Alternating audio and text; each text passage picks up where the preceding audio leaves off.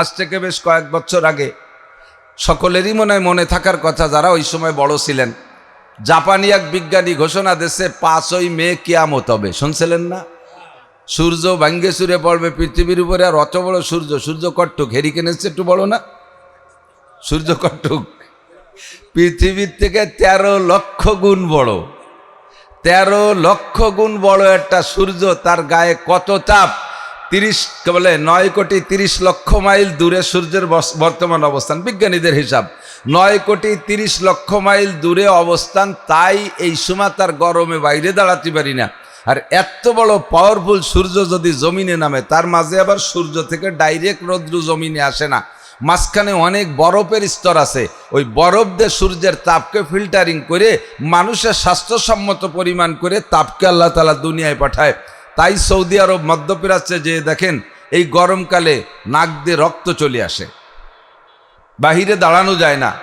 আর এই সূর্যটা যদি জমিনের উপরে পড়ে তাহলে এ তো থাকবেই না। কাজেই আর পড়ে যাওয়ার তারিখ হলো 5ই মে। কয় তারিখ? মে মাসের 5 তারিখ। সাল আমার মনে নাই, মে মাসের 5 তারিখটা মনে আছে। যে 5ই মেতে ওনরা হিসাব করে পাইছে সূর্য দুনিয়ার উপরে পড়ে যাবে, তাতে দুনিয়া থাকবে না, অর্থাৎ দুনিয়া কিয়ামত হয়ে যাবে। এই কথা ওনরা বললেন। হাজার হাজার লক্ষ লক্ষ মানুষ বিশ্বাস করছে, লক্ষ লক্ষ মানুষ বিশ্বাস করছে। আমরাও এর মধ্যে আছি, অনেকে বিশ্বাস করে। আমার বড় বোন একটু বুড়ো হয়ে গেছে, উনি আমারে কয়, বাডি, আমাকে ওদিক ছোট ভাইরে বাডি কয়, ঠিক আছে নাকি? কয়, বাডি তুই ওই 5 তারিখে এদিক ওদিক কোনো আনে থাইস না। তা কে কি হয়েছে? ওই দিন কিয়ামত হবে, তা এদিক ওদিক চাইস না। আমি কয়, যে জায়গা যাই কিয়ামত তো সে জায়গায় হবে।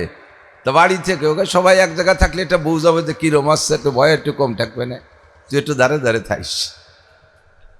আমি কলাম, তুমি আবার নতুন করে কলেমা পড়ো, লা ইলাহা ইল্লাল্লাহ মুহাম্মাদুর রাসূলুল্লাহ। আল্লাহকে যেমন আল্লাহ হিসেবে স্বীকার করি আর বিশ্বাস করি, আর বার্তাবাহক হিসেবে সত্য সুখবর বা দুখবর দেওয়ার জন্য, সত্য কথা বলার জন্য মুহাম্মাদুর রাসূলুল্লাহর বিকল্প নাই, ঠিক না? যদি 5 তারিখে কিয়ামত হওয়ার খবর বিজ্ঞানী অ্যাডভান্স বলে থাকে, আর কিয়ামত হয়েই যায় 5 তারিখে, তাহলে এখন থেকে আল্লাহকে অস্বীকার করব। আল্লাহ বলতে কেউ নাই, কোরআন সম্পূর্ণ মিথ্যা, মুহাম্মাদুর রাসূলুল্লাহ ভুয়া, তার সব কথা ভুয়া মিথ্যা হবে। আল্লাহ না করুক, আল্লাহ নাউজুবিল্লাহ। আমার আল্লাহ কি সত্য না মিথ্যা? মুহাম্মাদুর রাসূলুল্লাহ সত্য না ভুয়া? ঠিক কি না? আমার নবী বলেছেন কিয়ামতের আগে 10টা ঘটনা ঘটবেই। কয়টা? একে বলে আলামতে কুবরা। আলামতে কুবরা, বড় 10টা ঘটনা। এই 10 ঘটনার ভিতরে একটা হলো দাজ্জাল হবে 1 চোখ বিশিষ্ট। বাস্তবেই এমনি দাজ্জালের গুণের মানুষ আসবে অনেক, আসবে প্রায় 30 জন। দাজ্জাল ভুয়া খোদাই দাবি করবে, দাজ্জাল খোদাই দাবি করবে, দাজ্জাল নবী দাবি করবে, দাজ্জাল বহু কিছু দাবি করবে। এরকম দাবিদার অনেকেই আসবে, বহুত প্রভাবশালী হয়ে আসবে, এরকম প্রভাবশালী আসবে। দাজ্জালের মৌলিকভাবে সারা কপালে একটা চোখ হবে। আর তো এই অরিজিনাল দাজ্জালের আগে বাহ্যিকভাবে যদিও 2 চোখ, কিন্তু দেখে তাই দিয়ে 1 চোখ, 1 চোখ দিয়ে দেখে, 1 চোখা দাজ্জাল এ দুনিয়ায় বহুত আসবে। কিন্তু চোখে কপালে চোখ 2টা, কিন্তু 2 চোখের 1 চোখ দিয়ে 1 পাশ করে দেখবে, এরকম দাজ্জাল বহুত আসবে। যেমন ডোনাল্ড ট্রাম্প। ইসরায়েল অন্যায় করে, সে জায়গা তার কোনো 2 চোখ দিয়ে দেখে না। যখন হামাসরা কিছু করে সেই সময় চোখ কাট করে 1 চোখ দিয়ে দেখে যে এই যে হামাসরা অন্যায় করছে। সারা দুনিয়ার হিন্দু বৌদ্ধ খ্রিস্টানরা অন্যায় করে, সে সময় উনি 1 চোখ দিয়ে দেখে। আর মুসলমানরা কিছু করলে সে সময় আর 1 চোখ দিয়ে দেখে, চোখ সে সময় একটা হয়ে যায়, ঠিক না? এই ক্লাসের দাজ্জাল বহুত আসবে, কিন্তু অরিজিনাল দাজ্জাল যে তার সারা কপালে চোখ মূলত একটা হবে। এ দাজ্জাল কি আসছে? 1 চোখালা দাজ্জাল কি আসছে নাকি? অরিজিনাল দাজ্জাল আসে নাই। কাজেই 5 তারিখে কিয়ামত সত্য না মিথ্যা? বিশ্বাস করেন তো? আল্লাহ 2 নম্বরে এই দাজ্জালকে ধ্বংস করার জন্যে মাহদী আলাইহিস সালাম আসবেন, অথবা মাহদী আলাইহিস সালাম আগে আসবে, মাঝখানে দাজ্জাল আসবে। আর মাহদী আলাইহিস সালাম আসার পরে কিছুদিন পরে ঈসা আলাইহিস সালাম আসবে। এই তিনজনের কি আসা হয়েছে? তাহলে 5 তারিখে কিয়ামত বিজ্ঞানীর এই কথা, এটা বিজ্ঞানী কথা না অজ্ঞানী কথা? এ আমরা কোনোদিনও বিশ্বাস করি না, ঠিক না? হাজার হাজার আলেম উলামা পর্যন্ত দুর্বল হয়ে গেছে। বিজ্ঞানীরা কয় 16 তারিখে বৃষ্টি হবে, ঝড় হবে, তা দিয়ে হয়। তাহলে যদি তাই হয় তো এটাও হয়ে যেতে পারে। তাদের কোনো কথার পর আমরা বিশ্বাস এভাবে রাখলে ঈমান নষ্ট হয়ে যাবে। আমাদের ইয়াকিন থাকতে হবে কোরআন আর কিতাবের উপরে, ঠিক কি না? তো আখেরি নবী মুহাম্মদুর রাসূলুল্লাহ সাল্লাল্লাহু আলাইহি ওয়াসাল্লাম দুনিয়া এসেছেন আজ থেকে ১৫০০ বছর আগে। প্রায় এই ১৫০০ বছর আগে নবী আলাইহিস সালাতু ওয়াস সালামের সামনে জগতে একজন মুসলমানও ছিল না, যথেষ্ট ইহুদি আর নাসারা ছিল। দুইটা জাতি আমাদের নবীর আসার আগে ছিল। কিন্তু নবী যে আসছেন মক্কায়, এই মক্কায় হুজুরের আগে কোনো নবীর জন্ম হয় নাই। বিভিন্ন প্রান্তে শাম, সিরিয়া, লেবানন, জর্ডান এ সমস্ত জায়গায় দিয়ে বহু নবী হয়েছে, কিন্তু মক্কায় আল্লাহ তাআলা আমার নবীর আগে কোনো নবীকে পাঠায় নাই জন্মসূত্রে। তবে যেখানে যে নবী আসুক না কেন মক্কায় সকলের আশা লাগছে, কারণ মক্কাকে আল্লাহ তাআলা বানাইছে কাবাঘর। ইন্না আউওয়ালা বাইতুন উদিয়া লিন-নাসি লাল্লাযী বিবাক্কাতা মুবারাকান ওয়া হুদাল লিল আলামিন। দুনিয়ায় সবচাইতে সর্বপ্রথম ঘর কাবাঘর। এর আগে দুনিয়ায় কোনো ঘর আল্লাহ তাআলা কাউকে দিয়ে বানায়নি। আদম আলাইহিস সালাম দুনিয়ায় আসবেন এর 50 আলফা সানা, 50,000 বছর আগে আল্লাহ তাআলা ফেরেশতার মাধ্যমে কাবাঘর তৈরি করছেন। এই কাবাঘর নির্মাণের 40 বছর পরে আবার ফেরেশতা দিয়ে আল্লাহ তাআলা বাইতুল মুকাদ্দাস, যেটা মুসলমানদের প্রথম কিবলা, বাইতুল মুকাদ্দাস ফিলিস্তিন, এই বাইতুল মুকাদ্দাসকে আল্লাহ তাআলা ফেরেশতা দিয়ে বানাইছে। তখন দুনিয়ায় কোনো মানুষ নাই, আদম আলাইহিস সালাম আসার আগে 50,000 বছর আগে। আল্লাহু আকবার। আর এই কিবলা, এই দুইটা ঘরকে আল্লাহ তাআলা মুসলমানদের জন্য কিবলা বানাইছে। এজন্য যে নবী যেখানে আসুক সকলের এ জায়গা আশা লাগছে। আমাদের নবী কাবার পাশেই থাকবেন, কাবার দিকে নামাজ পড়বেন, কিন্তু 17 মাস মদিনায় যাওয়ার পরে হুজুরকে দিয়ে আল্লাহ তাআলা মসজিদে বাইতুল আকদাস, বাইতুল মুকাদ্দাসের দিকে ফিরাইয়া নামাজ পড়াইছে। এবং মেরাজের রাত্রে বাইতুল মুকাদ্দাসের ভিতরে নিয়ে নবী আলাইহিস সালামকে ইমাম বানাইয়া সমস্ত নবীদের রূহকে পিছনে আইনে দাঁড় করে দিয়ে আসমানের নিচে জমিনের উপরে যত ফেরেশতা ছিল সমস্ত ফেরেশতাদেরকে পিছনে দাঁড় করে দিয়ে নবী আলাইহিস সালামকে 2 রাকাত নামাজ পড়াইয়া ইমামতির মর্যাদা দান করেছেন। আল্লাহু আকবার। তো আমাদের নবী এর আগ পর্যন্ত যত নবী চলে গেছে সব নবী উম্মতরে ওয়াজ করছেন। আমাদের নবীও বয়ান করেছেন 23 বছর। কয় বছর? একটু খেয়াল করি, কয় বছর? নবীর বয়ানের তুলনায় সারা পৃথিবীর সমস্ত বক্তা না, শুধু আগে যত নবীরা চলে গেছে সব নবীদের বয়ান, সমস্ত বক্তাদের বয়ান, সমস্ত মুফাসসির আর পিসাবদের বয়ানকে এক পাল্লায় রাখলে আমার নবীর একদিনের বয়ানের সমান হবে না, ঠিক না? এই নবী লাগাতার 23টা বছর বয়ান করেছেন, তার ভিতরে 13 বছর মক্কায় বসে বয়ান করছে। হুজুরের ওয়াজ সবচাইতে বেশি শুনছে আবু জাহেল। হুজুরের ওয়াজ সবচেয়ে বেশি শুনছে আবু জাহেল, আবু লাহাব, উতবা, সাইবা, ওলীদ ইবনে মুগিরা। আবু বকর ওমরও অত শোনে নাই, তারা 1-2 বার শুনেই তারা হেদায়েত পেয়েছে।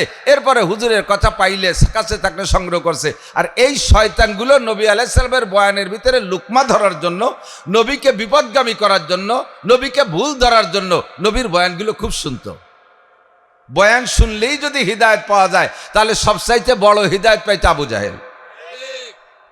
নিজের চোখের সামনে নবী আলাইহিস সালামকে আটকাইয়া আটকাইয়া এমন এমন আজীব ঘটনা প্রমাণ করাইছে, যার একটা ঘটনা যদি আমার বাংলাদেশে আমার ভাইদের ভিতরে, আমার হিন্দু ভাইদের মধ্যে প্রমাণ হইতো, প্রকাশ পাইতো, তাহলে বাংলাদেশের সব হিন্দু মুসলমান হয়ে যেত। আবু জাহেল আইসা কয়, ভাতিজা তুমি বলে নবী অনেক কিছু কও, তা তুমি এই আসমানের চাঁদ যারে 2 ভাগ করে দেখাও দি। চাঁদ বা কোথায় আর নবী বা কোথায়? এই জায়গার থেকে ওই জায়গায় বসে কি ইট বালি ভাচর বালি কি ভেঙে 2 ভাগ হয়ে যাবে? নবীর কাছে কি ক্ষেপণাস্ত্র আছে যে মারিয়ে দিয়ে 2 ভাগ করবে? এমন একটা উদ্ভট জিজ্ঞাসা। হুজুর বললেন, চাচা তাহলে কি হবে যদি ভাঙতে পারি?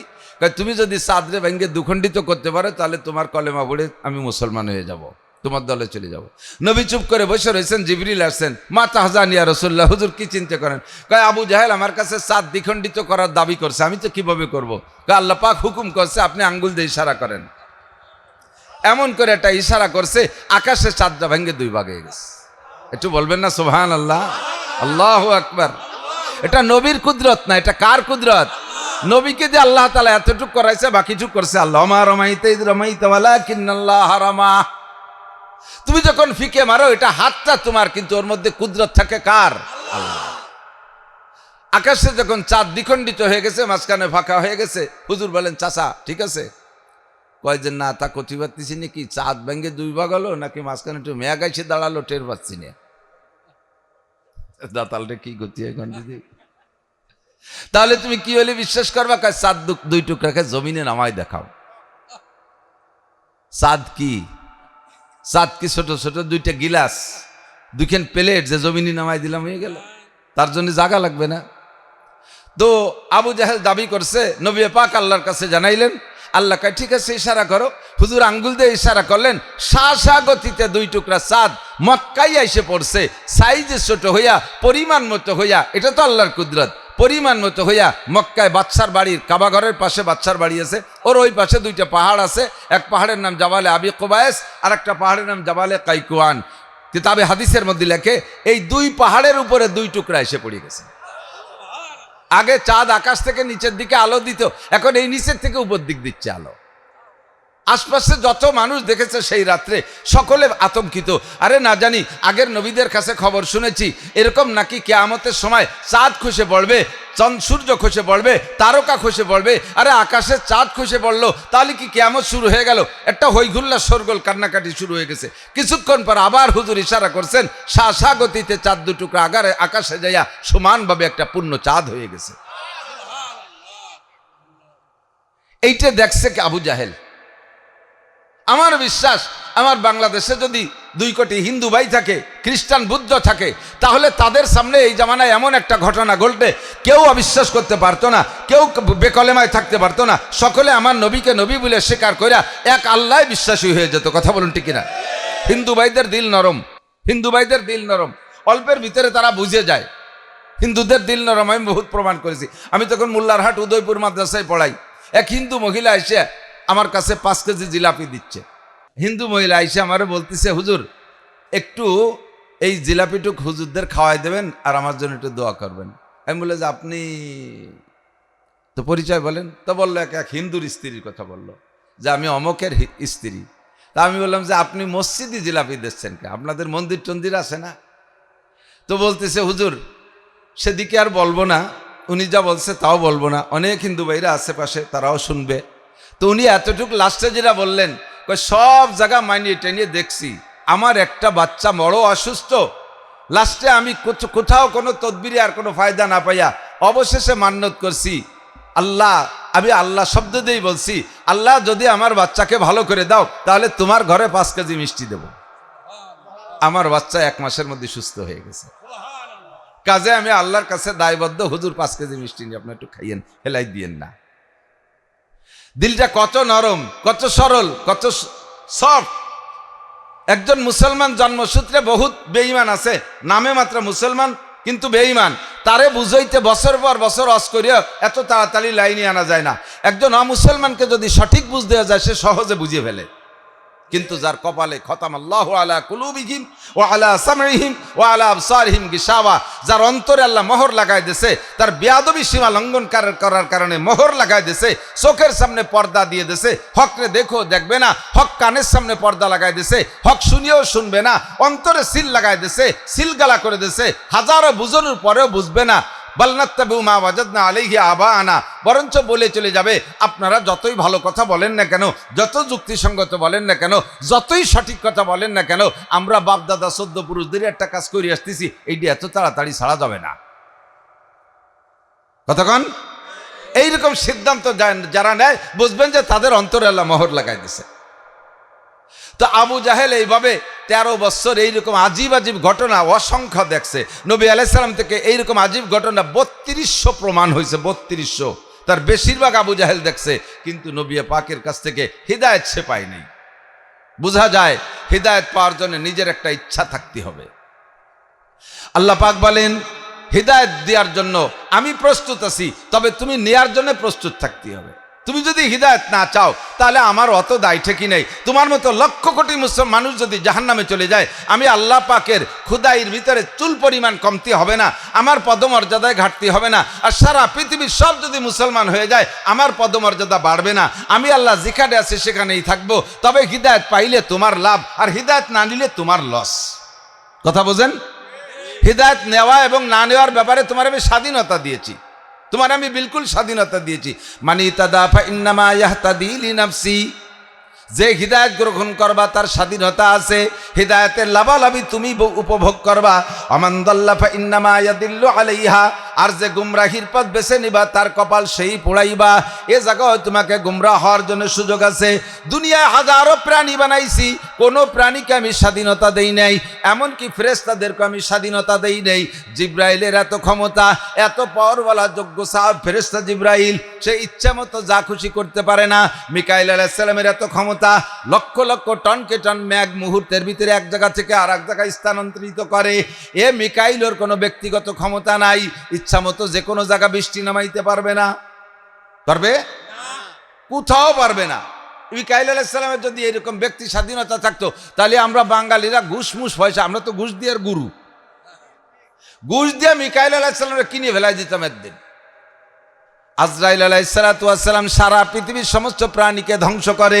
কত বড় শক্তিশালী ব্যক্তিত্ব, এই ব্যক্তির ভিতরে কোনো স্বাধীনতা নাই। আমি বদদোয়া করলাম আর আজরাইল আলাইহিস সালামকে বললাম, আপনারে 50 কোটি টাকা দেওয়া হবে বাংলাদেশ থেকে, ডোনাল্ড ট্রাম্পের নেতানিয়াহুরে মারিয়ে দেন। আজরাইল কি তা পারবে? যতক্ষণ পর্যন্ত আল্লাহর হুকুম না হবে আজরাইল এই কাম করতে পারবে না। কোনো ফেরেশতার স্বাধীনতা নাই, হাতিরারও স্বাধীনতা নাই। মানুষের কাছে ধরা পড়ে যায়, শিকলে বন্দী হয়ে যায়, ইচ্ছে মতো যা খুশি করতে পারে না। রয়্যাল বেঙ্গল টাইগার শক্তিশালী বাঘ, একটা বাঘ যদি ট্যাকের হাট মাদারীপুরাই জলিলপাড় এলাকায় ঢুকছে বলে খবর পাই, আমরা একজনের জায়গা থাকবো না, দৌড় যার যার বাড়ি চলে যাব। অথচ এক বাঘে এত মানুষে খাতি পারবে না, এটা আমরা ভালোই জানি, ঠিক না? কিন্তু একটা বাঘের ভয়তে এখানে থাকবো না। সেই এত বড় শক্তিশালী বাঘটারও স্বাধীনতা নাই। চিড়িয়াখানায় যেয়ে দেখেন কবে আটকায় তুইছে, সেই জেলখানার ভিতরে বসে বসে এতেকাপ করতেছে, 4টে দিলি খায়, না দিলি রোজা খায়, বসে বসে আল্লাহ বিল্লি আরে, তার স্বাধীনতা শেষ। কতক্ষণ? বনের রাজা সিংহ, তারে আটকাই তুইছে, স্বাধীনতা শেষ। 50 লক্ষ টাকা 20 লক্ষ টাকা দামের একটা ষাঁড় গাবতলির হাটে কুরবানির সময় বিক্রি হলো, 2 টন তার গায়ে ওজন, কত শক্তি তার, তারও স্বাধীনতা নাই যে আর একজনের জমিতে যে ধান খাবে, ইচ্ছে মতো মার দিয়ে পরের ফসল খেয়ে বেড়াবে, তারও স্বাধীনতা নাই। গলায় পায়ে শিকল দিয়ে তারা বাঁধিয়ে রাখে, ঠিক কি ঠিক না? তো মানুষের স্বাধীনতা আছে না নাই? মদ খাবেন, আল্লাহ মুখ ব্যাখ্যা করে দেয় না, সাথে সাথে জিনা করবেন, সাথে সাথে আল্লাহ তাআলা ফেরেশতা দিয়ে পিটান শুরু করে দেয় না। সারা জীবন নামাজ পড়েন না, এর জন্য আল্লাহ আপনার অক্সিজেন বন্ধ করে দেয় নাই, আপনার জন্য ভাত কাপড় বন্ধ করে দেয় নাই। আপনি দুর্গা পূজায় যান, সে জায়গা যাওয়ার সময় আল্লাহ আপনার ঠ্যাং ভেঙে দেয় না। কালী পূজা, লক্ষ্মী পূজা, সরস্বতী পূজা, উড়াকান্দি যান মুসলমান, যাওয়ার সময় আপনার গাড়ি অ্যাক্সিডেন্ট করে না। আপনি গান বাজনা শুনতে যান, যাওয়ার পথে আল্লাহ পাক আপনাকে হস্তক্ষেপ করে না। চুরি করার সময় হাত কান প্যারালাইসিস করে দেয় না। ডাকাতি করার সময় আপনার হাত কান প্যারালাইসিস করে দেয় না। গান শোনার সময় কান্ডা বয়রা করে দেয় না। মদ গাঁজা ইয়াবা ফেনসিডিল খাওয়ার সময় মুখখান্ডে প্যারালাইসিস করে দেয় না। আপনি হারাম খাইতেছেন, জিহ্বা দিয়ে কত জিহ্বাটারে অচল করে দেয় না। আপনি এই জিহ্বা দিয়ে কত মিথ্যে কথা বলতেছেন, আল্লাহ পাক আপনার জিহ্বাটাকে প্যারালাইজ করে দিচ্ছে না। তাৎক্ষণিকভাবে কোনোই অ্যাকশন আল্লাহ পাক নিচ্ছে না। এর মানেই হলো জগতে আপনি ভালো মন্দ যাহাই করবেন, সব জায়গা সব কিছু করার স্বাধীনতা আপনার আছে। কতক্ষণ? মসজিদে যাবেন, এর জন্য আল্লাহ আপনার স্বাধীনতা দিয়েছে। মন্দিরে যাবেন, স্বাধীনতা দিয়েছে। মাদ্রাসায় যাবেন, যাওয়ার স্বাধীনতা আছে। স্কুলে যাবেন, যাওয়ার স্বাধীনতা আছে। টুঙ্গির ইস্তেমায় যাবেন, যাওয়ার স্বাধীনতা আছে। উলাকান্দি ঠাকুর বাড়ি যাবেন, যাওয়ার স্বাধীনতা আছে। আছে না নাই? ও জায়গা যাইতে, খারাপ জায়গা যাইতে গেলে ঠ্যাং ভেঙে দেয় না, পা ভেঙে দেয় না। আবার ভালো কাজের জন্য আল্লাহ পালকিও পাঠায় দেয় না। এই যে মাহফিলে আছেন, কাজটা ভালো না মন্দ? মন্দ না ভালো? ভালো কাজ। এর জন্য কি আপনাকে কের বাড়ি আল্লাহ আলাদা করে ফেরেশতা যে ফালকি ভেটাই দিছে, ব্যান ভেটাই দিছে? যার যার কায়দায় সেই সে আইছেন। স্বাধীনতা আছে, এই বিদায় আমরা আসতে পারছি। স্বাধীনতার বদৌলতে আর এক দল আসে নাই, ঠিক না? এই স্বাধীনতা নিয়ে আপনি যদি ভালো কাজ করেন, স্বাধীনতাকে যদি ভালো জায়গা ব্যবহার করেন, তাহলে আপনার লাভ কি? মানি তাদাফা ইন্নামা ইয়াতাদি লিনাফসি, হিদায়াতের বিনিময়ে আমি আল্লাহ পাক রেখেছি বিশাল কিছু। জান্নাতিন তাজরি মিন তাহতিহাল আনহার খালিদিনা ফিহা আবাদা রাদিয়াল্লাহু আনহুম ওয়া রাদু আন। জোরে বলি সুবহানাল্লাহ। তোমাদের জন্য রেখেছি জান্নাত। কেমন জান্নাত? খেয়াল করেন, তোমাদের জন্য হিদায়াত প্রাপ্তদের জন্য রেখেছি পুরস্কার। পুরস্কারের নাম হলো জান্নাত। আখিরাতে কি পাবা? কি তার মধ্যে? ওয়ালাকুম ফিহা মা তাশতাহি আনফুসুকুম ওয়ালাকুম ফিহা মা তাদউন। জান্নাতীদেরকে জান্নাতে ঢুকাই দিয়া আল্লাহ তাআলা প্রত্যেক জান্নাতীকে তার আমলের প্রতিদান বুঝাই দেবে। প্রত্যেক আমলের প্রতিদান বুঝাই দেবে। কি কারণে তুমি কি পাইলা? তোমার জান্নাতের ভিতরে এই যে দেখতেছো এটা নামাজের বিনিময়, এইটা দেয়া হলো রোজার বিনিময়, এইটা হজের বিনিময়, এইটা জাকাতের বিনিময়, এইটা তিলাওয়াতের বিনিময়, এইটা জিকিরের বিনিময়, এইটা ফরজের বিনিময়, এইটা ওয়াজিবের বিনিময়, এইটা তাহাজ্জুদের বিনিময়। একটা একটা করে বুঝাই দেবে। জান্নাতের মধ্যে 4টে নদী থাকবে। কয়টা নদী? প্রত্যেকের জান্নাতে থাকবে। এর পুরো বেস্তে 8টা বেস্তে জড়ায় 4টে নদী, তালিতে আবার শেষে ওই নদী নিয়ে আবার উজনে যারা তারা ইন্ডিয়া লাগে মতো আবার বানটান দিয়ে পানি বন্ধরি দিতে পারে। এই 4 নদী কি কি? পদ্মা, মেঘনা, যমুনা, মধুমতি। আসালাম মুসাফা 1 নম্বরে, মা আন্তহুরা পবিত্র পানির নদী, কোন সুবহানাল্লাহ। আসালাম মুসাফা 2 নম্বরে মধুর নদী, মধু খাইতে শাক কাটা লাগবে না, নদী ভরা মধু। 3 নম্বরে লাবানান খালেসা পিওর দুধের নদী, ও নদীতে খালি দুধ, ও দুধের মধ্যে আবার চিংড়ি মাছ নাই। ও নদীর দুধের ভিতরে কোনো ভেজাল নাই, কোনো পানি নাই, পিওর দুধ। আর দুধ দুধ খাইতে গাই পালা লাগবে না, গোবর ফেলানো লাগবে না, ঘাস কাটা লাগবে না। কন্যা সুবহানাল্লাহ। 4 নম্বরে সারবাতান সায়েগানলি শারিবিন, কলিজা ঠান্ডা করার মতো শরবতের নদী। আপনাকে বুঝাই দেওয়া হবে, প্রথম দিন পুরুষরা জান্নাতে যাবেন, এক একজন পুরুষকে আল্লাহ তাআলা 72 জন স্ত্রী দেবে প্রথম দিন। এবার একটু সুবহানাল্লাহ কম যে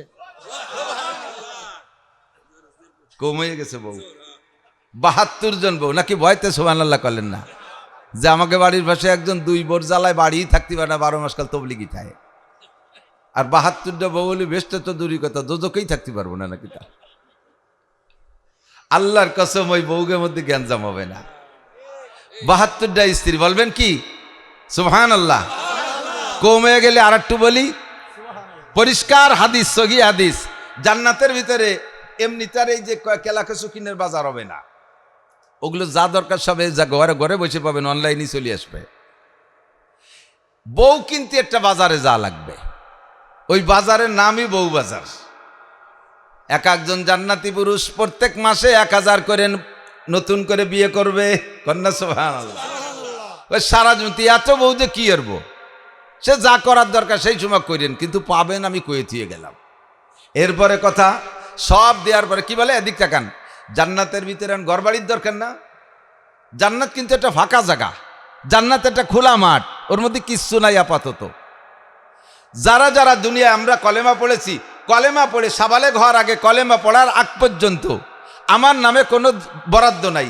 আমার নামে এক দাগ জমি আছে, কিন্তু ওইটাকে আমার নামে আনতে হলে, রেকর্ড সংশোধন করে মিউটেশন কমপ্লিট করে নামে আনতে হলে লাগবে লা ইলাহা ইল্লাল্লাহ মুহাম্মাদুর রাসূলুল্লাহ। এই কলেমা পড়ে জমি রেকর্ড করতে হবে। যারা কলেমা পড়েছে প্রত্যেকের নামে এক দাগ জমি দলিল হয়ে গেছে। বলেন সুবহানাল্লাহ। জমিটা কটুক আপনাদের এই বিলির মতো একটুক না, কমপক্ষে সবচেয়ে ছোট জান্নাত যে পাবে এই দুনিয়ার সমান 10 দুনিয়া সমপরিমাণ জমিন তার দলিল। এক কলেমার এত জোর যে এক কলেমায় এত বড় জমি দলিল করে দিছে। তবে জমিটা ফাঁকা, একটা দুগলো গাছের আগাও নাই, পুরো সমান চর। এখন ওই জায়গা যা বানাবেন এই দুনিয়ার থেকে বানায় নিয়ে যেতে হবে। এই দুনিয়ার থেকে সিস্টেম কি, আপনি যত আমল করবেন এই আমলের বিনিময়ে আপনার বেহেশতের ভিতরে তৈরি হতে থাকবে পণ্য। যে ধরনের আমল করবেন ওই ধরনের আমলের বিপরীত আল্লাহ পাক এক একটা নিয়ামত রাখছে। ওই 4টে নদী পাইতে এক আমল, তারপরে বাগবাগান পাইতে আলাদা আমল, স্ত্রী এই হুর পাইতে আলাদা আমল। আপনাকে জান্নাতের ভিতরে যদি ঘর বাড়ি দালান কোঠা বানাইতে হয়, এর জন্য একমাত্র আমল হলো কোরআনে কারীমের তিলাওয়াত। যারা শুধু সূরা ফাতিহা জানেন আর কোনো কিছু জানেন না, আলহামদুলিল্লাহ সূরা জানেন তো সবাই? আলহামদুলিল্লাহ সূরা জানেন? শুধু আলহামদুলিল্লাহ সূরা ছাড়া কিছু জানেন না। জীবনে যতবার আলহামদুলিল্লাহ সূরা পড়বেন অতটা 7 তলা দালান হবে। যতবার আলহামদুলিল্লাহ সূরা পড়বেন অতটা 7 তলা দালান হবে।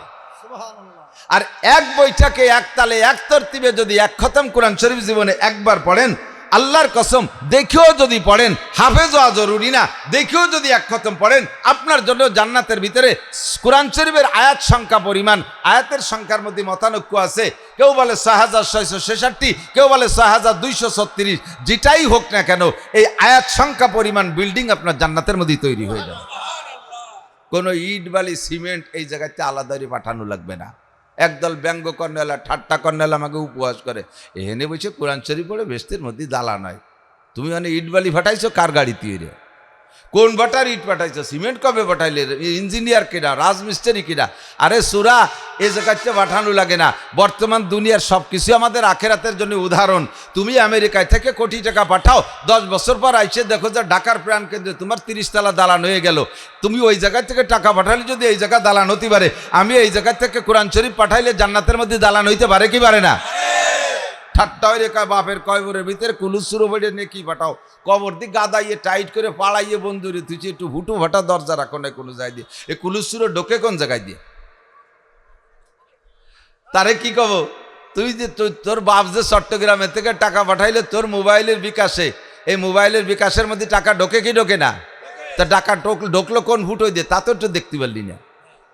তোর মোবাইলের মধ্যে যেই ফুটো দিয়ে টাকা ঢোকে, আমার আব্বার কবরের মধ্যে তো সেই ভাগ দিয়ে কুলুসুরো ঢোকে, দোয়া কালাম ঢোকে। ঠিক কি ঠিক না? মানজারা কবরা বয়হি আমাল জুমুআ কুফিরা লাহু মা তাকাদ্দামা মিন যামবিহি। জান্নাতীদেরকে জান্নাতের ভিতরে সব নিয়ামত বুঝে দেওয়ার পরে জান্নাতীদেরকে বলবে ফাল ওয়াজাতুম মা ওয়াদা রাব্বুকুম হাক্কা, তোমরা কি পেয়েছো? আমার মৌলানা নাসির, আমার মৌলানা রেজাও লেগে দিয়ে যে তোমাদের বেহেশতের প্রলোভন দিয়েছিলাম, যা যা বলা হয়েছিল, পাইছো সবাই? ফাল ওয়াজাতুম, পাইছো? সবাই বলবেন আলহামদুলিল্লাহিল্লাযী কদ ওয়াজাদনা মা ওয়াদানা রাব্বুনা হাক্কা। সব প্রশংসা সেই আল্লাহর, যে আল্লাহ পাক আমাদের যাহা ওয়াদা করেছে হুবহু তার সম্পূর্ণ আমাদেরকে দিয়ে দিয়েছে, সব আমাদের বুঝাই দিয়েছে। কাজেই প্রশংসা কার? আল্লাহর। তবে জান্নাতীদের ভিতরে হালকা হালকা সংশয় বোধ হতে থাকবে, এত সুখ এই কি কপালে সবে কি সবে না আল্লাহ জানে। মানুষই কয় না, ছোট ছোট ফুলাপান যদি বেশি চালু চঞ্চল হয়, ইয়া টেকবে না, এ যে চালু মনে হয় বাঁচবে না বেশি দিন, এরকমটা কয় না? হঠাৎ করে বেশি সুখ কপালে এসে গেলে কয় যে এ সুখ মনে হয় টেকবে না কপালে, এরকম একটা সন্দেহ। এটা বাংলাদেশেরই সিস্টেম। 5 বছর ক্ষমতায় থাকে সুখ, মোটা সুখ নিয়ে গড়ে, 5 বছর চলে যাওয়ার পরে সে সুখ কপালে তো দিয়ে চলে যায়। এখন জান্নাতীরাই বিশাল নিয়ামত পাইয়ে টেনশন করতে থাকবে, আল্লাহ এই কি কপালে সয়, এ কি লাস্টিং করবে নাকি কতদিন পরে আবার কাড়ি কুড়িয়ে নিয়ে যাবে, 15-16 বছর আর একদিক চলে যাওয়া লাগে নাকি 15-16 বছর পরে কি হবে না হবে, এটা টেনশন। ইতিমধ্যে জান্নাতীদের আর জাহান্নামীদের মাঝখানে একটা ফাঁকা জায়গা, ইংরেজিতে কয় নো ম্যানস ল্যান্ড, আরবিতে কয় আরাব। এটা জান্নাতও না জাহান্নামও না, মাঝখানে একটা ফাঁকা জায়গা। ওই জায়গায় একটা দুম্বার সাইজের একটা প্রাণী ফেরেশতা দিয়ে আল্লাহ জবাই করাবে। জান্নাতীরা বলবে মা জাবাহতুম ইয়া রব্বানা বাইনা আইদিনা, আল্লাহ এটা কি জবাই করলে? আল্লাহ পাক বলবেন জাবাহতু মাউতাকুম, তোমাদের মরণকে জবাই করে দিছি। আল্লাহ এর মানে কি? কয় যে জবাই করলে তো প্রাণী মরে যায়, তাহলে মরণ রে একটা প্রাণী বানাইয়া জবাই করে মারিয়ে দিছি। তার মানে হলো লা তামুতুনা ফিহা ওয়ালা তাহয়াউন, এই জান্নাতের ভিতরে তোমাদের মরা নাই, যা মরামরি হয়ে গেছে একবার, এই হায়াত তোমাদের চলবে কতদিন? আমাল হায়াতুদ দুনিয়া ইল্লা কালিল ওয়া ইন্না দারাল আখিরাতা লাহিয়াল হায়াওয়ান। ওয়ানাদি অনন্তকাল, ওয়ানাদি অনন্তকাল, এর কোনো সীমা রেখা নাই। এতদিন তোমরা থাকবা, এই নিয়ামত তোমাদের নামে স্থায়ী দলিল হয়ে গেছে। এ থুয়ে তোমাদের আর এক দেশে পলাই ফেলাই চলে যাওয়া লাগবে না, চিরকাল ভোগ করতে পারবা। বলেন আলহামদুলিল্লাহ। জান্নাতের নিয়ামত পেয়ে যত খুশি ছিল, পরে এই স্থায়িত্বের ঘোষণায় আরো বেশি খুশি হয়ে গেছে, আরো শকর। জাহান্নামীরাও দেখবো ওই প্রাণীটার জবাই, ওদেরকেও বুঝাই দেওয়া হবে। তোমরা যে জাহান্নাম খাটতিছ, একটা জিনিস, এটা একজন একটা থাপ্পড় দিছে, রাগ করে একটা থাপ্পড় দিছে, থাপ্পড় একটা জায়গা 5টা দেন, কি জন্য দিলেন বুঝই কন, ঠিক না? না বুঝাই টুয়োটা একটা চর দিলি, বারা তো অভিযোগ থেকেই যায়। তুমি এই মিথ্যে কথা কইছো, এই জন্য এটা চর দিলাম। সত্যি মিথ্যে কথা কইছি, চরটাও খাইছি, সমান সমান হয়ে গেছে, মনে আর কোনো দুঃখ থাকে না। না কয়ে বলে একটা চর দিলি, তখন একটা খারাপই লাগে, কি জন্য মারলেন বুঝই কন। তো জাহান্নামীরা আল্লাহর কাছে বলবে, আল্লাহ আমরা এই জাহান্নামের ভিতরে এত শাস্তি পাইলাম, কি জন্য পাইলাম বুঝই কও। আল্লাহ পাক বলবেন, তোমার বুঝো কি বুঝবো, এদিক তাকান খেয়াল করেন। তুমি যে নামাজ পড়ো নাই, এই নামাজের জন্য প্রত্যেক একাক ওয়াক্তের জন্য 200 কোটি, খেয়াল প্রত্যেকটা শাস্তি বুঝই দেবে, যেমন জান্নাতীদেরকে বুঝই দিয়েছে। নামাজের জন্য এটা, রোজার জন্য এটা, তিলাওয়াতের জন্য এটা, এভাবে বুঝই দিয়েছে। এই জায়গায় একটা আচানক একটা বালাখানা জান্নাতের ভিতরে, বলবে আল্লাহ এইটা তো সব আমল তো বুঝই দিলে, এই যেটা বালাখানা দেখি কে? আল্লাহ পাক বলবেন, কে উলামায়ে কেরামের কাছে শোনে নাই, মাম্বানা মাসজিদান লিল্লাহ বানাল্লাহু লাহু বাইতান ফিল জান্নাহ, যে লোক মসজিদ নির্মাণ করে, মসজিদ আবাদ করে, মসজিদ তৈরি করে, মসজিদের খেদমত করে, মসজিদে রেগুলার যায়, মসজিদের পাটি পরিষ্কার, মসজিদ ঝাড়ু দেয়, মসজিদে পাটি বিছায়, কয়েল জ্বালায় দেয়, ফ্যান চালায় দেয়, লাইট লাগায় দেয়, এই সমস্ত মানুষদের জন্য আল্লাহ তাআলা জান্নাতের মধ্যে আলাদা একটা বালাখানা বানাবে। এটা শুনছিলে না? বলে হ্যাঁ, বলে এই যে হলো সেইটা, বলবেন না সুবহানাল্লাহ? এটা হলো সেইটা।